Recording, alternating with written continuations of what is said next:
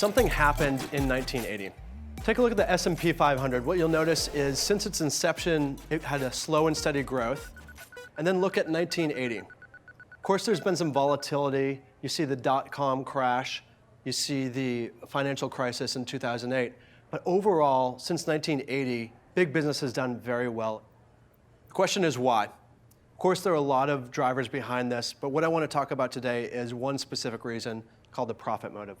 In 1981, Jack Welch, the then CEO of General Electric, stepped to the stage at the swanky Pierre Hotel and delivered a speech called Growing Fast in a Slow Growth Economy, where he laid out his theory that the sole purpose of a corporation is to maximize shareholder value, and the sole metric for success was short-term profits. Now, this shareholder maximization movement took hold in the 1980s, and business boomed. Big business grew much more powerful, and CEOs were compensated very well.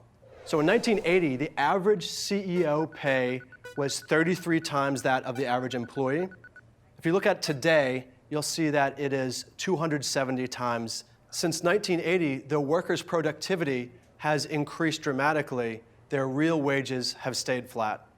So that means that though American workers are producing much more, the fruits of their labor are going to those at the top, the shareholders and the executives. In an effort of big business to slash the cost of production, they've often moved jobs offshore to developing countries with more lax labor laws and poorer working conditions. That can result in disasters like the Rana Plaza collapse in 2013, which killed over 1,000 people. Since 1980, deforestation has increased rapidly. Whatever you think about climate change, 2016 was the hottest year on record, which broke the record of 2015, which broke the record of 2014, the year before it. The profit motive has been really great for big business and has been really great for corporate executives. It's been a disaster for the majority of people and for the planet.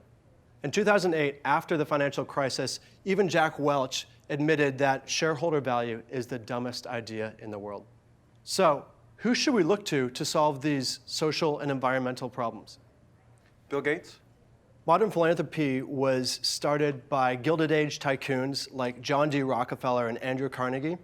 Unfortunately, philanthropy has been fairly ineffective at trying to solve some of these problems.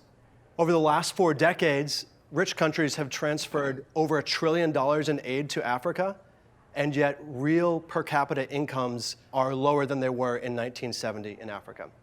Of course, there are great philanthropies and great charities and great government work that has been done, but we have to face the facts that the biggest problems in the world, like inequality and poverty and climate change, are not getting any better. So what I want to offer today is a relatively new idea. This is an idea that blends the power of business with the goals of philanthropy. Now, this isn't a silver bullet. It's not going to fix everything right away, but it is a global movement that's having a lot of impact, so it's worth paying attention to. It's a type of business that puts people and planet alongside profit. It doesn't rely on handouts. It doesn't rely on donations, but it trades in goods and services to generate income. That income is used to solve the world's social and environmental problems. If you could imagine combining the heart of Gandhi with the brain of Henry Ford.